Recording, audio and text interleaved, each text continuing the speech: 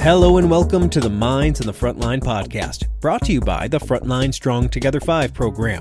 FST5 provides streamlined access to behavioral and mental health services, as well as crisis resources for Michigan's Frontline 5 workers and their families. This includes all professional, part-time, and volunteer firefighters, EMS, law enforcement, corrections officers, and 911 dispatchers in Michigan and their immediate family members.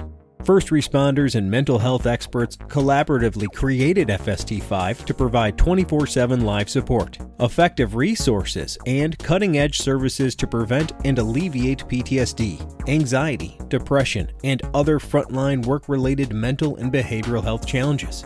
Need help now? If you are a frontline worker in Michigan or an immediate family member experiencing any crisis, work-related, substance abuse, depression, relationships, finances, or any other, reach out by calling 1-833-34-STRONG or go to fst5.org for more information. I'm Jeff Lassers, one of the hosts of the Minds on the Frontline podcast, and I'm a professional firefighter, paramedic, educator, and content creator.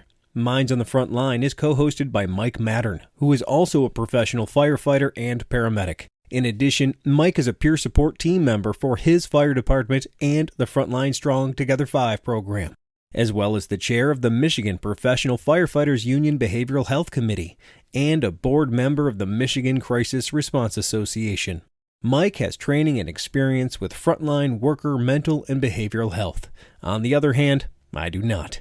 My role is to produce the show, whereas Mike is our resident subject matter expert. Together, we hope to inform, educate, and entertain frontline workers, their families, and the general public regarding the realities of frontline work-related mental and behavioral health challenges. 911 dispatchers occupy a unique and critical role in our emergency response systems.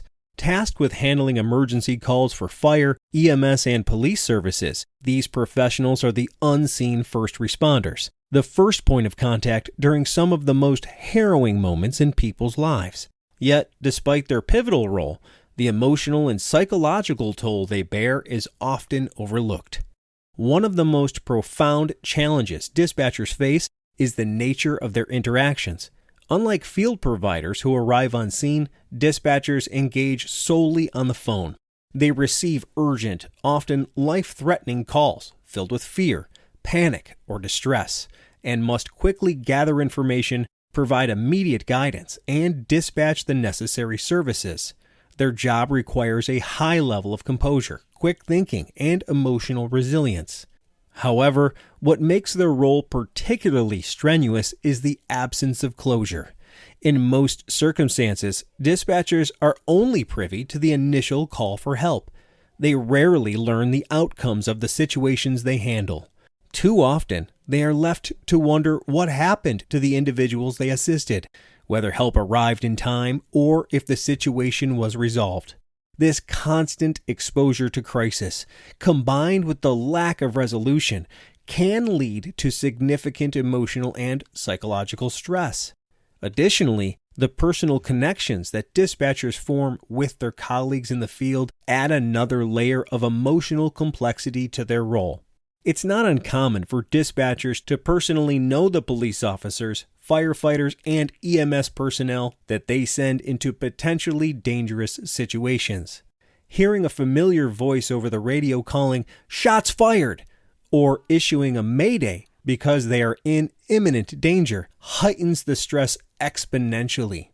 Dispatchers must maintain composure and professionalism while their friends and colleagues face life-threatening situations, making the role not only a job, but a profound emotional commitment to their community and peers. The job of a 911 dispatcher is not just about answering calls. It's about managing crisis situations from a distance, providing a calm and authoritative presence on the phone, and then often living with unresolved concerns and unanswered questions. This continuous cycle can be incredibly demanding, highlighting the need for robust support systems to help dispatchers manage the stress and emotional toll of their work. By understanding and acknowledging the complex challenges faced by 911 dispatchers, we can better appreciate the essential service they provide and the profound resilience they exhibit daily. In today's episode, we are excited to welcome Mariah Alasadi, a police and fire dispatcher from the city of Warren, Michigan. Despite having only 6 years on the job, Mariah exemplifies the highest standards of professionalism, maintaining a positive attitude and unwavering dedication to serving her community.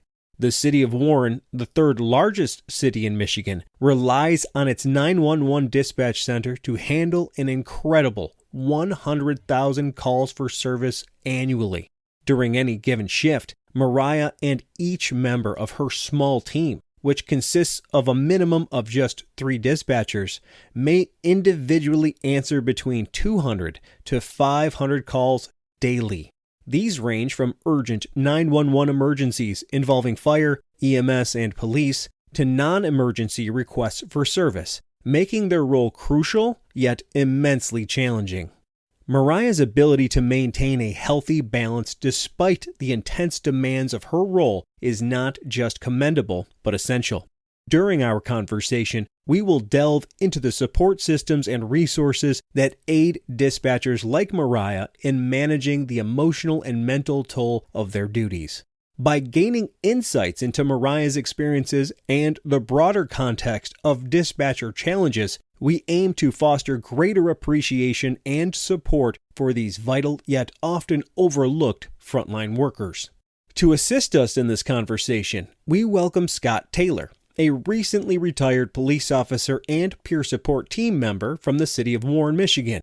Scott is also a peer support team member for the FST5 program and the State of Michigan Officer Wellness Liaison to the National Fraternal Order of Police, or the FOP. In addition, we are excited to introduce a new segment to our podcast that aims to deepen the understanding of our discussions. At the end of the interview, a clinician and a peer support team member will reflect on the conversation, providing insights and emphasizing key points that resonated with them. This innovative approach is designed to offer a more comprehensive analysis of the topics covered and ensure that our listeners can engage with and benefit from the nuances of these important conversations.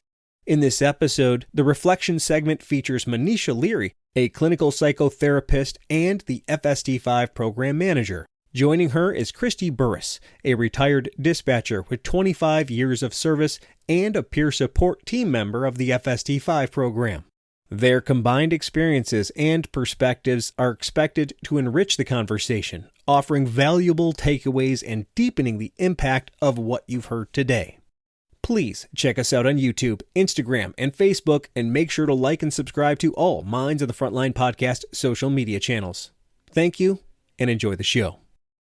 Hello, how are we this morning? I'm good, how are you? Very good. Excellent, thank you. Perfect. Scott, kick us off. Who are you? What do you do? My name is Scott Taylor. I'm a 27-year veteran in law enforcement, currently with Frontline Strong Together. I'm involved with the State of Michigan FOP and the City of Warren FOP. I'm the Officer Wellness Liaison to the National FOP, and we're here to have some fun today. Right on, man. Yeah. So you brought a friend along with you today. I brought a very good friend along. In my opinion, one of the most underrated sections of the FST5 categories is our dispatchers. I would say they're probably the most underappreciated asset in all of this. As Sheriff Jerry Clayton said in the very seat, our dispatchers are the central nervous system of getting help to you. Yeah. You know, it receives signals that something needs to happen, and then it sends another signal to make it happen, right? Mm-hmm. Absolutely. So you're kind of here to walk us through that world. But Okay. before we get in there, who are you? What do you do, and where do you do it? I am Mariah Alasadi. I am a 911 dispatcher for Warren. I dispatch police, fire, and medical. Right on.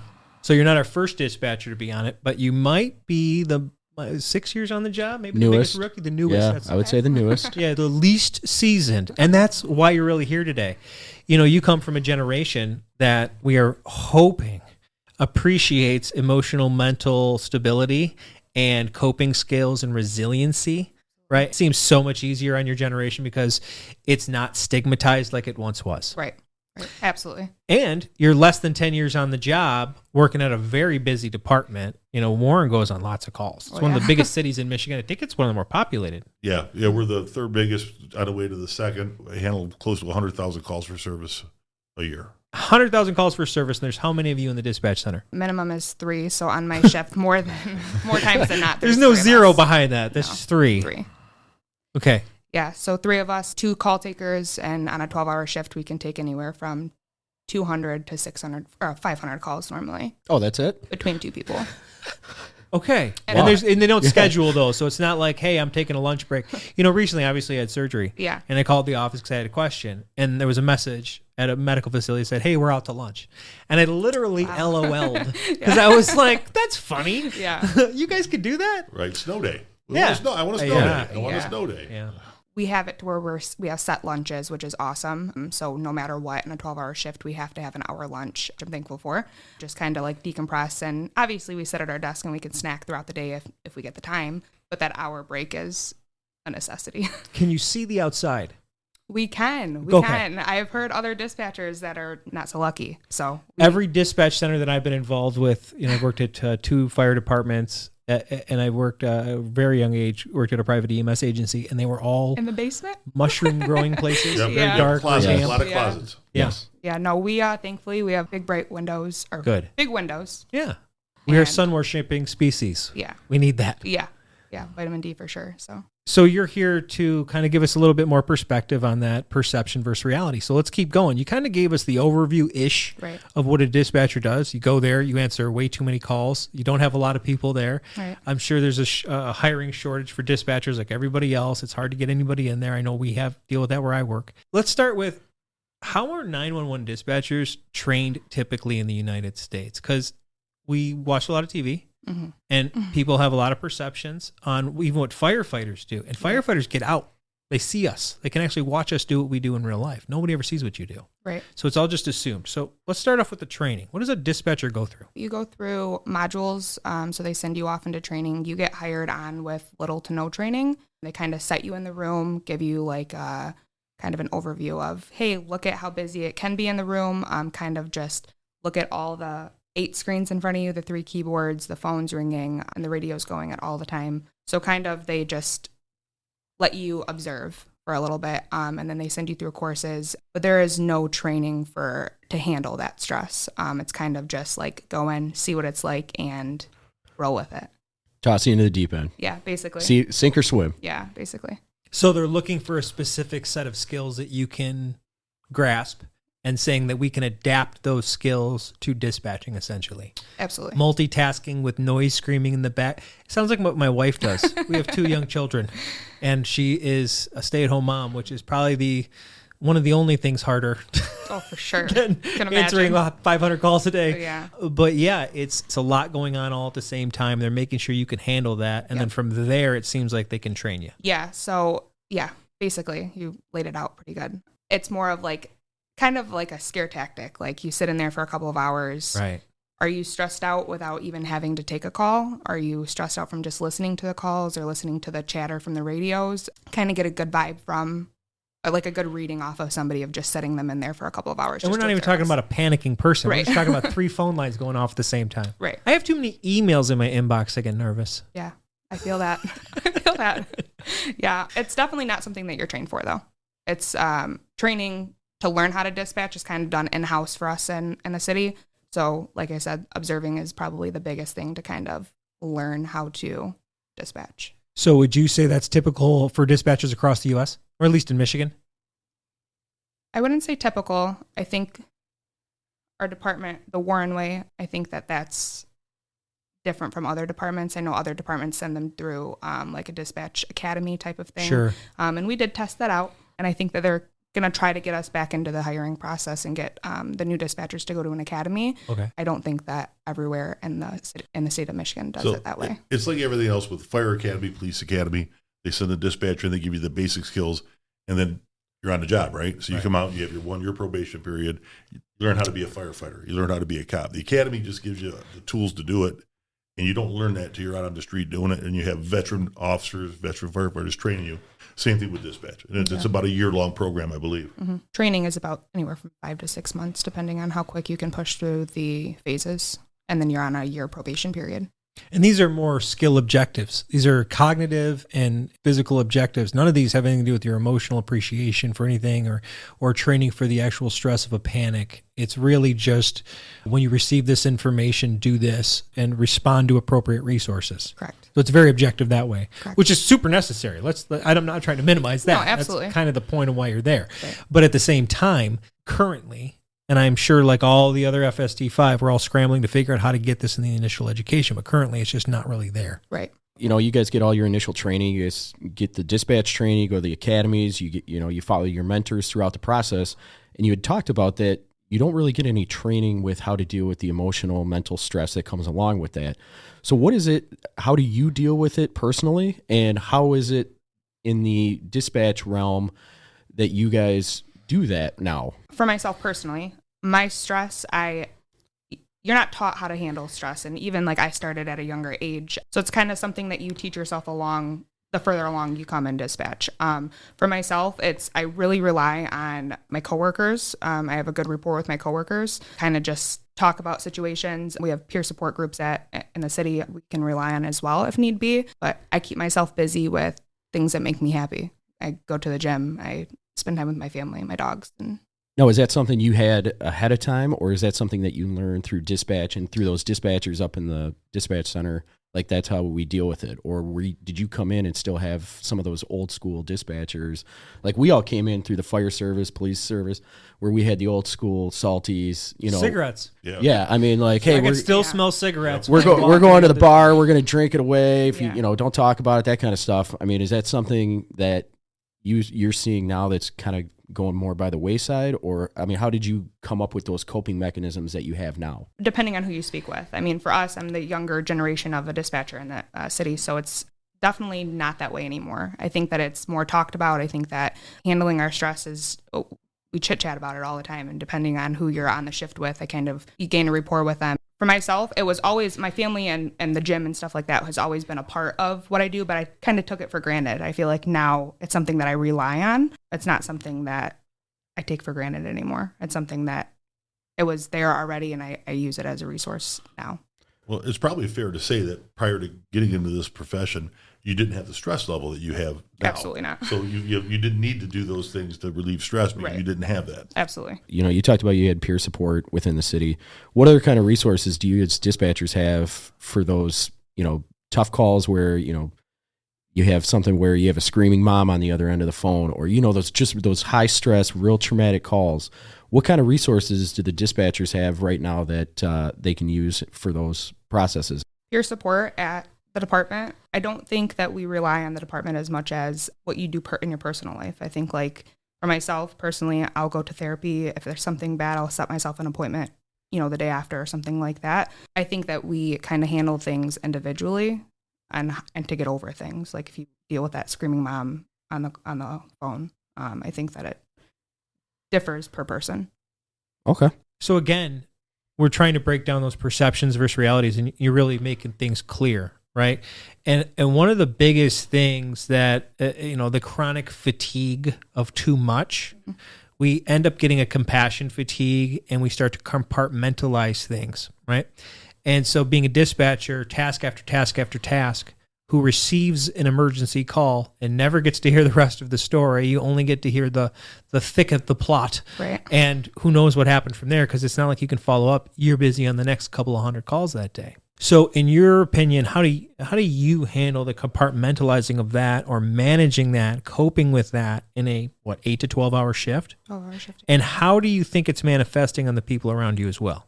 I think that you have to remember why you do the job in the first place. I think that that's kind of what helps me push through and not kind of hold on to those things that you're dealing with, the stressors. And at the end of the day, obviously, like, you go home, you decompress, and you're on to the next day. It just depends on how you do that, right? Yeah, That's absolutely. where we're at. Okay. I think for myself, like, decompressing and like going home to a silent house and spending the time alone for a little bit just to kind of, and I read and stuff like that, helps me. She just hit it there. We've brought up this term before. Re-entry. Re-entry. Now, she's not re-entering into what we've talked to other people in the past. Like I walk into a house full of, a family. Yeah. So it's not like it's quiet. I would love it if it was. Right? And I'm sure you're wearing cans all day on your head. You're listening to phone calls all day. That silence has to be glorious. Absolutely. So yeah, that reentry time, I think you're taking a really good advantage of it, whether you know it or not. Like you're like, nope, I need this. Absolutely. And that's a super emotionally mature thing instead of going to the bar. I mean, hit or miss. We do it every Well, day. no, you always go out for drinks with people after work sometimes, but it's like, it's certainly not the everyday thing. Absolutely. And that's what we're saying. Right. Right? Absolutely. You're choosing some healthy coping skills after a long day's work, with so many people listening, no matter what they do, can understand that, right? Especially if you deal with something you have to listen to people talk all day. Yeah, I mean, you hit the nail on the head. That reentry time coming home, you're switching off work you and you're turning into personal you. Yeah.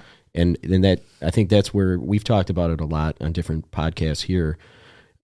That reentry time is what sets the rest of your day up.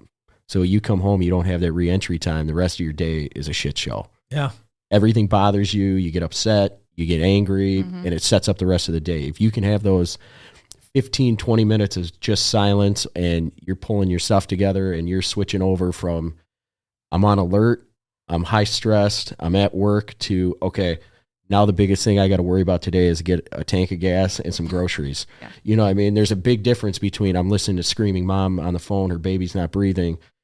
You don't just go in and go, oh, well, I need to go get gas, I need milk, I need that reentry time. That sets your day, the rest of your day up for everything. Absolutely. And it's golden. And to follow up on that, also you have the your social circle is not the same people you work with. Exactly. It's very important to have civilian friendships and relationships. Absolutely. So you're not talking about work 24/7. Absolutely. That's a big product. Yes, there's some days I would just like to talk about stupid shit with my friends, because it's just one of those things. I'm not talking about work. I'm not dealing with work. That's Mike. That's not who I am at work. You know what I mean? So you hit the nail on the head. Those friends outside of whatever job you're doing are priceless. There'll be times when you're on a 2 or 3 days off and you the phone rings and it's like, oh, that's somebody I know from work. I'm not going to answer that until Monday because I don't need to talk to you this week. Yes, it's important to have that, to have the differential, be able to differentiate the two social classes. Yeah, I agree. Do you recognize a difference in the people around you that probably have good coping skills when they leave versus the people that don't? Absolutely. And explain those differences. And we're not trying to call people out, but point objectively at some of the things that you think are different. Bottom line, what I'm asking is, are those people happier that have good coping skills? Absolutely. I mean, somebody that makes work their whole entire life, even outside of work, you notice. Even with just 6 years on the job, and to us, I got 20. Absolutely. This guy's got like 804. Right. He's right behind me. Right. You're like, oh yeah, you can see it, right? You're seeing us old almost guys. immediately. Yeah. Almost immediately. The problem with the people that don't have the good coping skills, when you're working in that small environment, that room, it turns that atmosphere into toxic. It's toxic. 100%. It ruins your whole day because you want to have a good day. You want to be polite and be happy, and this person's just dragging on negativity. Breeds negativity. Well, you're relying on each other. You know what I mean? And that's the thing is, like, if we're all working in the same room together, you at least we get to go out into the public and the scene changes. Yeah. Right. You guys are stuck in dispatch, and there's you're literally tethered to your desk. Right. Yeah. Yes. You mentioned it before. That lack of closure on these incidents is huge for these guys. I mean, you get to see the fire put out. I get to see handcuffs on guys, and these guys have no idea what happened because they're going, like I said, going to the next call. Yeah. And we got the time to follow up with the crew that was there. That's what we do. We bullshit about it the whole time. We figure it out. Oh, isn't that great? We had the save, or oh, the bad guy got caught. Whatever it is. Exactly. We go through that whole thing. We talk. Everyone's you don't have bumping time each to other. talk. Right. I will say we do make sure that we make time for that. If a call is really bothering us and we need to know if that baby made it or something of that sort, we definitely it's gotten better since I first started, for sure, to where now, like, if I need some sort of closure, I can shoot a text message to the officer and say, or a message via, our computer system, and ask what happened, get closure from it, or call the fire department and ask them what happened. I think that it's slowly getting better as far as we don't get it every single time, but we have the option that if that call is bothering you so badly that you really need to know, we absolutely can. It might be 6 hours later, but you will get the answer. Yeah, that you even want. if it's the end of your shift. Yeah. Right? It's Absolutely. almost like if calls meet a certain criteria, and this is just pipe dream, if calls met a certain criteria, an automatic follow up would be emailed to you at the end of your shift. If only. You know what I mean? Again, I realize the problems with that, but I also like it'd be nice to end my shift in a magical world where I control everything in my little simulation. That you're like, okay, let me print this out. Okay, everybody lived, had a good day. Absolutely. You know, one of those if things. Only. Most agencies are smaller in nature, and even we're from a big agency, we're still small. Yeah. So from your perspective, is it fair to say that when there's an officer on the radio, you probably know by voice most of the department? You know who's who? Absolutely. So when you're on a call or with officers on, let's say he's fighting with someone, you could tell that urgency or, whatever. How does that affect you? Because all you're doing is trying to direct people. And right. you know that this guy may be getting it, is getting it handed to him. Absolutely. How does that affect you? I mean, how emotionally does that affect you that this may be, so you and I have been friends a long time. Yeah. And I'm calling for help. I'm like, I need help now, or shots fired.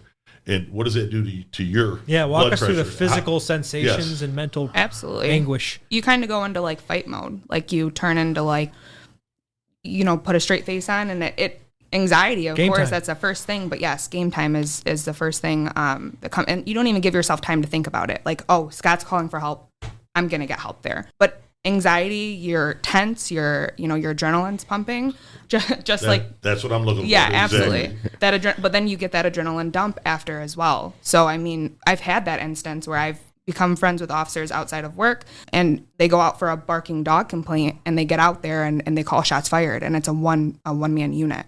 So he goes out there and I'm like, like, what do I do? But you don't have time to sit there and give yourself 60 seconds to say, oh, what do I do? What should I do? It is game time, get some help out there, figure out what's going on and make sure that he's safe. He's got a family to go home to. Yeah. And I think especially if certain officers that don't call for help normally. And when, Right. when that guy calls for help, Yes. you know that it's a pretty emotional time. Something good. Yeah, absolutely. So you get a huge cortisol dump. Mm-hmm. So your body's Yeah. flooding with the worst hormones, not all the good ones. It's Right. not like you got a bunch of Right. endorphins kicking in. And then you just gotta go through it. And that really pays homage to the fact that you probably go through a lot of if this, then that training. Absolutely. Because then you could just go into mode. And I like that you said fight mode. You didn't say fight or flight. You said fight. Fight. Yeah, there's Right. no fight or flight mode. That's There's the no- difference Yeah, is what we look for in our Frontline Strong. It's just the thought of, no. We're staying here. absolutely. We stay in the pocket. The best way to help is to continue what I'm doing with a clear head, Right. no matter how bad I feel. Right. And then, like you said, once it's done, it's like, Yeah, you can finally take a breath almost. This part of our audience is just as important as the guys fighting the fires. Absolutely. The guy, it's 100%. just as important. They don't get that recognition a lot. And they should, because they're watching us. When Oh, we're out there, absolutely. we're watching each other, but from the further global view, they're watching us. They're bringing us what we need to do our jobs, and they are 100% just as important and integral in this whole system as anybody else. But it's important that the rest of us recognize that, not just the public, because you're not just giving me the parking complaints and I'm going, oh, she did it again. God, I hate her. Yeah. We need to realize, and I think that's a big problem in all of us, especially in our department, that those lazy dispatchers aren't doing nothing, which is just ridiculous. I think that the precedence of dispatch has, throughout the years, it was bad for a long period of time. I mean, people that don't have good coping skills kind of ruin that for us new dispatchers. So I think with, me being almost 6 years on the job, I think that the new people that come in and have that mindset of like, we want a good work environment. We want to be friendly with people. We want to make sure that, you don't want a toxic work environment. And that goes for the firemen, that goes for the police department. The police officers. Rapport is a big deal. Like you said, if I'm sending you to every parking complaint or every barking dog complaint, we don't want that. We don't want it to be, we're like, oh, this dispatcher's on the radio again today. It's like, we want to have that rapport of, if you need something, you let me know and I'll make sure that I get it done, and I'll get it done fast and correctly. It's a struggle, but we are definitely making way, I think, but it can only get better. you basically described all of the Frontline Strong Fives. Is You it could have amazing? taken out It's dispatcher, put in amazing. cop. Yes. Yeah. It's amazing. We talk about some of your training and responsibilities. So let's just say I'm sent to a call on a domestic, all right? And besides you just saying, get my call sign, sending me out there, what are some of the other things you do as far as looking up histories, looking up people? You're not just sending us there without follow-up information, correct? Absolutely. So your job is not just to go there.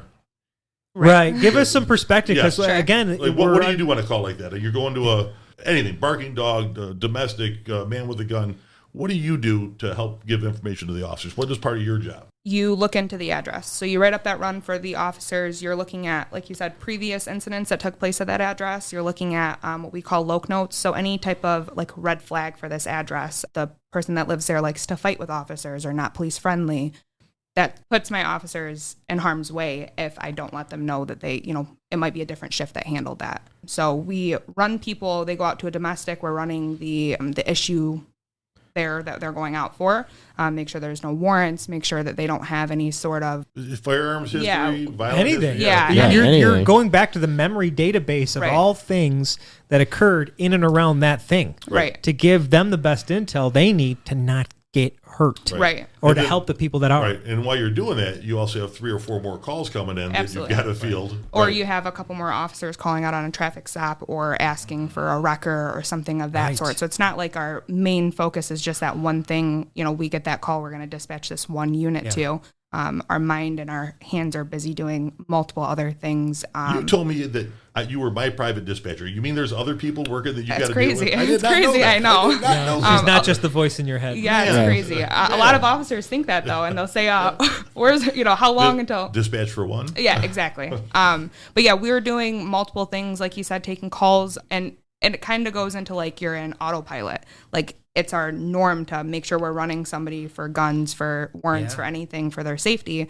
Taking another call or Well, part of the gig for you and the motivation, like you said before, you go into a fight mode. Right. All right, so what have we done here before? All right, we've been here 6 times in the last month. This one here, it's for a 25-year-old male that we did it. Got it. Now you got to relay all that information. Right. The phones are ringing behind you.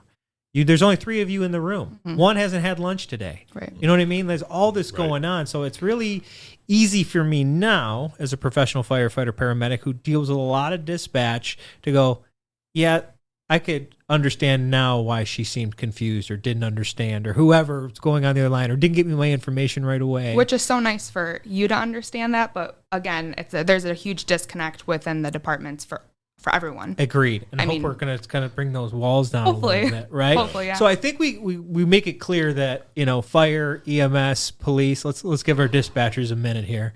They're dealing with it. But so leave us with some big sweeping things that everybody in the Frontline Strong community that operates with dispatch, like me and Mike and our buddy Scott over there, what do we need to understand, as well as the rest of the general community? What are the big picture things that you can help us all appreciate about dispatchers in the United States?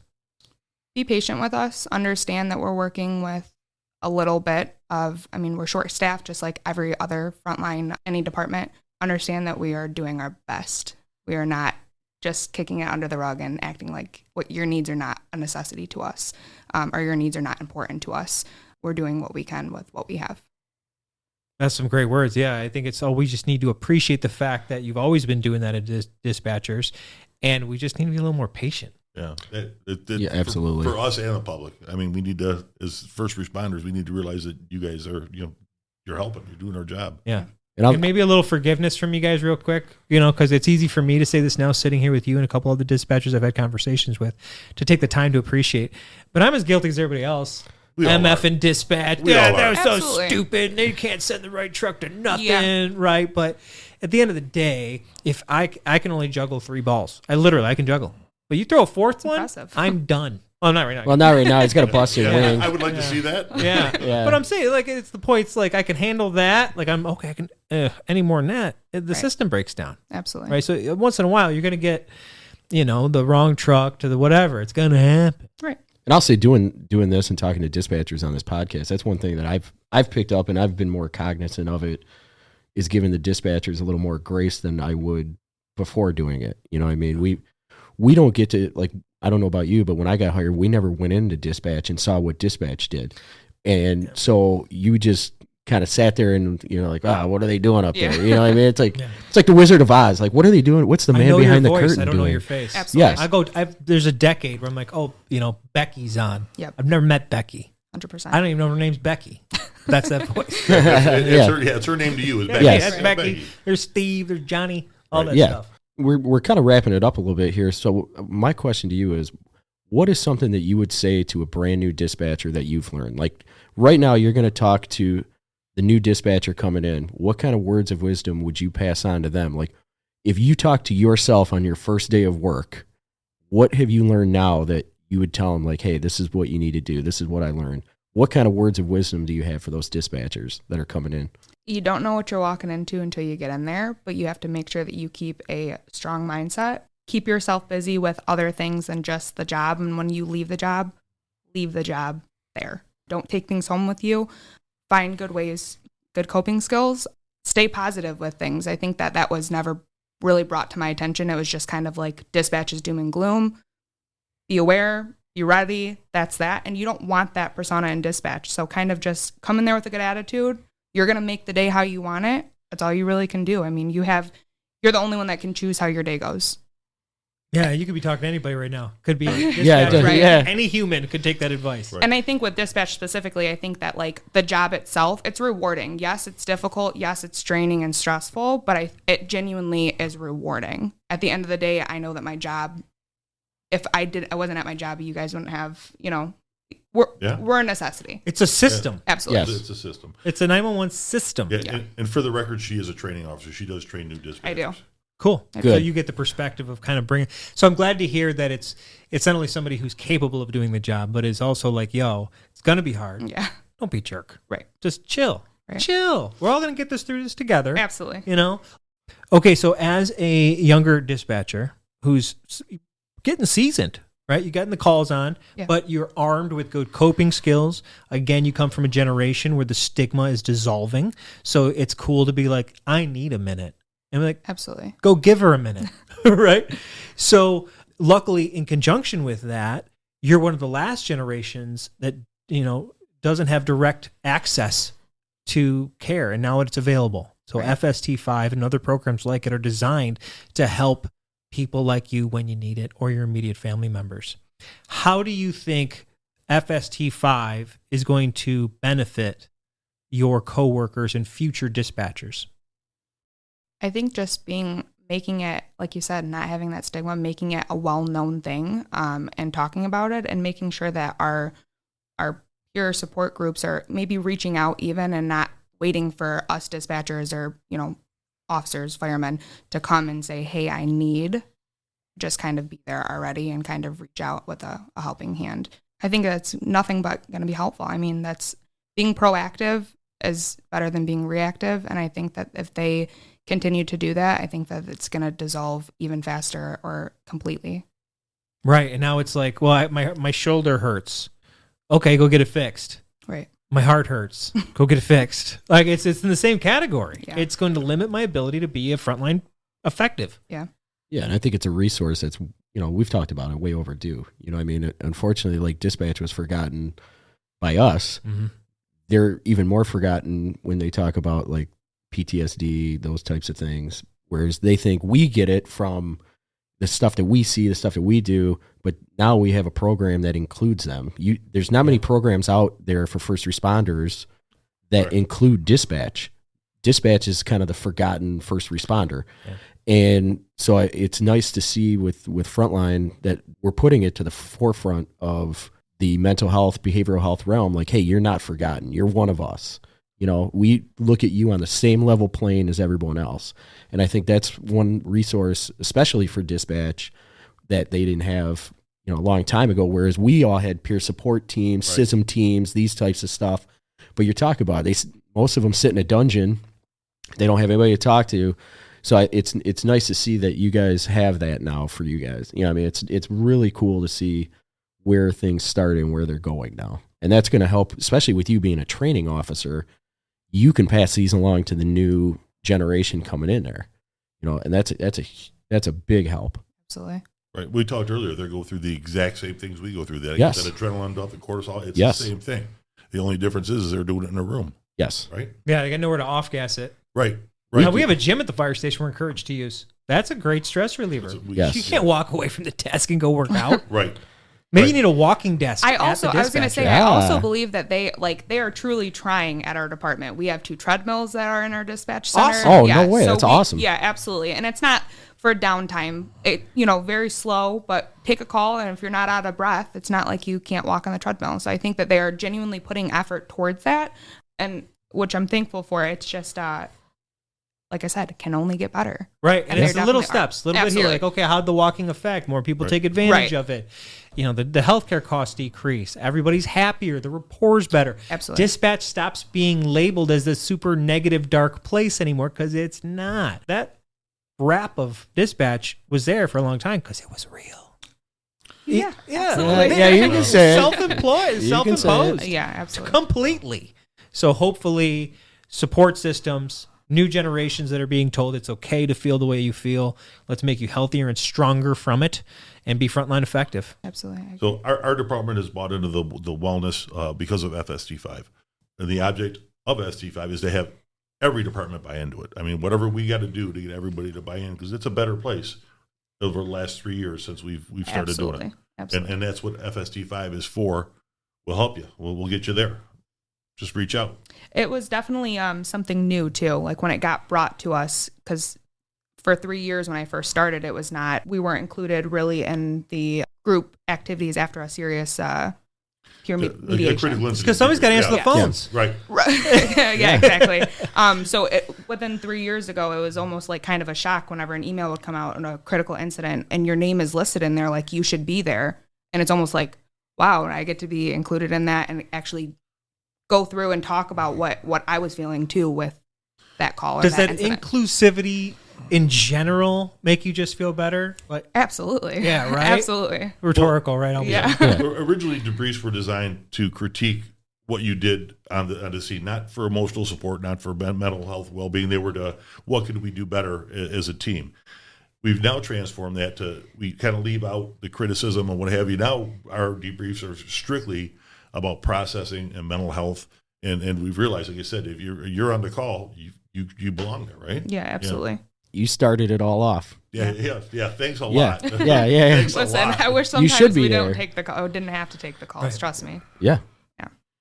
Well, this was a great conversation. Awesome. You're a great representative of the dispatch community. Thank you. And so keep doing what you're doing. Don't be jaded. Just work out more and walk your dogs. Yeah. That's all you got to do in life. And thank you for coming on. Absolutely. Thank you. Thank you guys. You did amazing. Thank you. And now we welcome Manisha Leary and Christy Burris as they provide their reflections. Their combined experiences and perspectives will enrich the conversation, offering valuable takeaways and deepening the impact of what you've heard today. I am Manisha Leary. I am program manager for Frontline Strong Together and a psychotherapist for trauma over the past 13 years. And I'm here with one of our FST5 peers, Christy. I'm Christy Burris, and I am one of the peer trainers here with FST5. Formerly, I worked as a firefighter paramedic, and then for over 25 years, I was an emergency dispatcher. I retired from that last year, and that's when I started working here. Okay, so this episode with Mariah and Scott was great. And so I'm so glad now that we're having this opportunity to do reflections on our episodes as well, because it gives us a chance to talk through some of the things that were talked through and kind of discuss more of it in a clinical space. So I thought it was a great interview. What were your thoughts initially? Oh, yeah, she was wonderful. I loved the fact, I mean, she's only had 6 years in, but she seems so, I don't want to say old, but you know, she knows what she's doing. She has got a lot of soul under her, and that was really kind of grabbed me about her. So I was really engaged by their conversation and what she had to say. I was super impressed again by her only having 6 years in and her being so knowledgeable. It seems like being a dispatcher in the city of Warren and having such a huge call volume. So it sounds like she kind of does what all of our groups do, is kind of really get their on-job training super quick and get it there learning on the job. So that was really great. That's pretty typical, I think, for dispatchers. And we have a much smaller, like I'm from Marquette, Michigan. We did, Marquette County. And, we had 2 people on minimum. And we also have most of the time 3 people. So it's interesting to see that their minimum is 3 and they have such a high call volume. Kind of, they need more people where they're at, because we definitely needed more people where we were at. But yeah, they on the job training is pretty typical. There is a dispatch class that everybody takes, like a first tier and a second tier, but that is there's not really a dispatch academy I mean, I'm sure there is, but in Michigan, I don't believe that we have that. And it would be something that would be beneficial. But I think like most of these, you get most of your knowledge and experience on the job.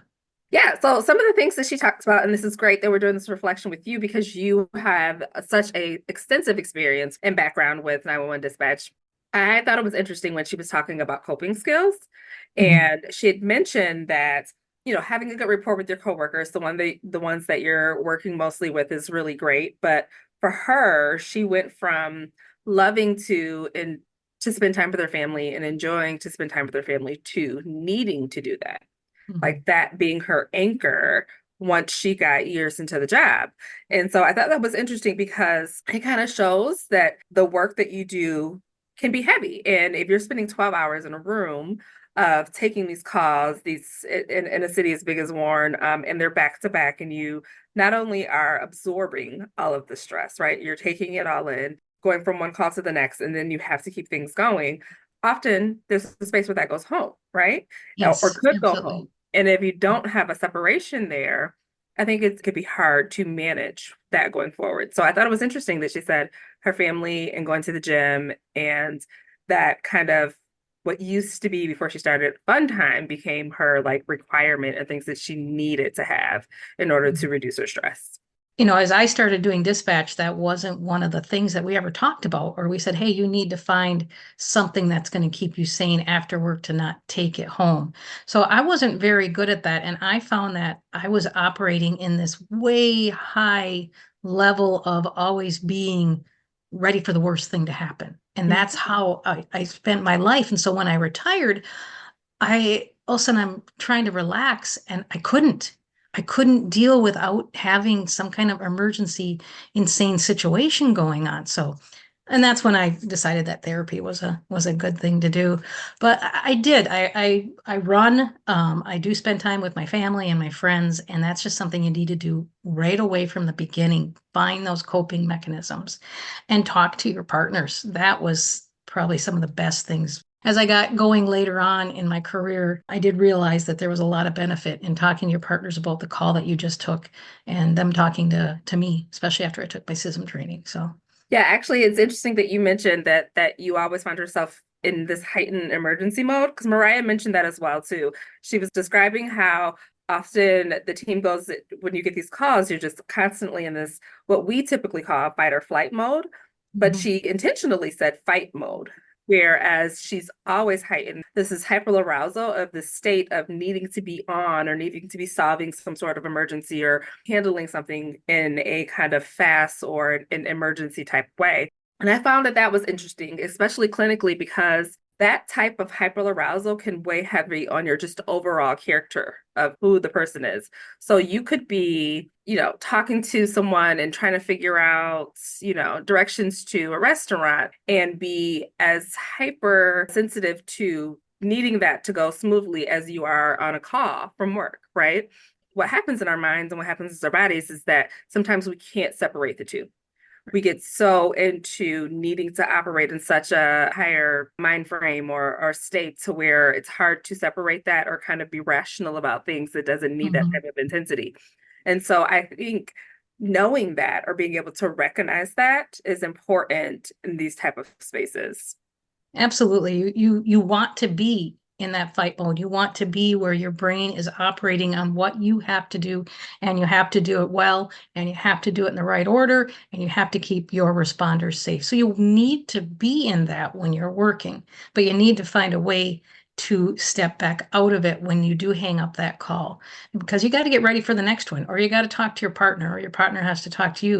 You have to find a way to be able to step back and step out. You cannot take work home with you. And I think that goes for all of our disciplines. For sure, for sure. Also, Mariah mentioned in her and during this interview, she was talking about a lot of the things that she does to help cope. The thing that I really loved is like she mentioned that if she needed to, she's going to talk to a coworker or she's going to talk to someone on the job in the moment.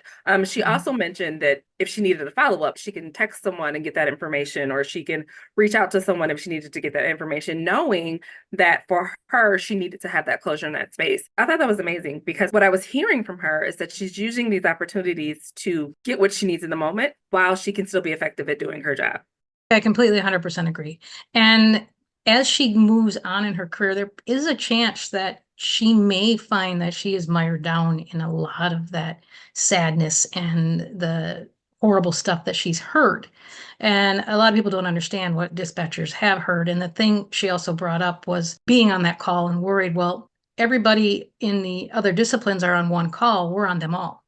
And if she finds that she gets to that, I do hope that if she finds that she's getting too sad or depressed or anxious or angry, that she does reach out to, say, FST5 or any therapist or anything like that, and spreads that word to her fellow dispatchers that it is okay. It's okay to not be okay. It's okay to take time and find yourself again, find your soul again. Absolutely, absolutely. I'm hoping that she can keep her very positive demeanor through this job. I think dispatchers are extremely important, and we don't have many that are retiring from the work that they do anymore. So we want to make sure that that is an option for her. One of the last things that she said that I thought was really important is about making your job your life. You can't make your job your life. And I think this covers for all 5 disciplines. We have a lot of first responders whose jobs are so high in stress and kind of the things that you have to do on the job, the structure that you have to maintain on the job, and the things that you have to do really well because life or death is involved. And I think is 110% important that there is a separation or disconnection between the work that you do and who you are outside of that, and maintaining that as long as you possibly can, but ideally, throughout your career. So if you are someone who likes dispatcher and also likes photography, like that's something that is important to continue to pursue and be a part of, because that's also who you are. That's also a part of who you are. And I think sometimes we see people losing themselves in the work that first responders do. Yeah, I agree. It's definitely something that had happened to me, and I've seen it happen to others, where they lose those passions and they do just become about work. So remember who you were, and you have to go back and have someone else remind you do that. I have friends that are not first responders, and I cherish them, and they don't always ask me about this call or that call. And then I have friends that are first responders, and I cherish them also. It's wonderful to be able to have somebody that you can bounce those calls off of and talk about it and share. Absolutely. Absolutely. Thank you for joining us on the Minds on the Frontline podcast. We hope everyone enjoyed this great episode. We have more great content coming out soon. Please check us out on YouTube, Instagram, and Facebook, and make sure to like and subscribe to all Minds on the Frontline podcast social media channels. Thank you for listening, and have a great day.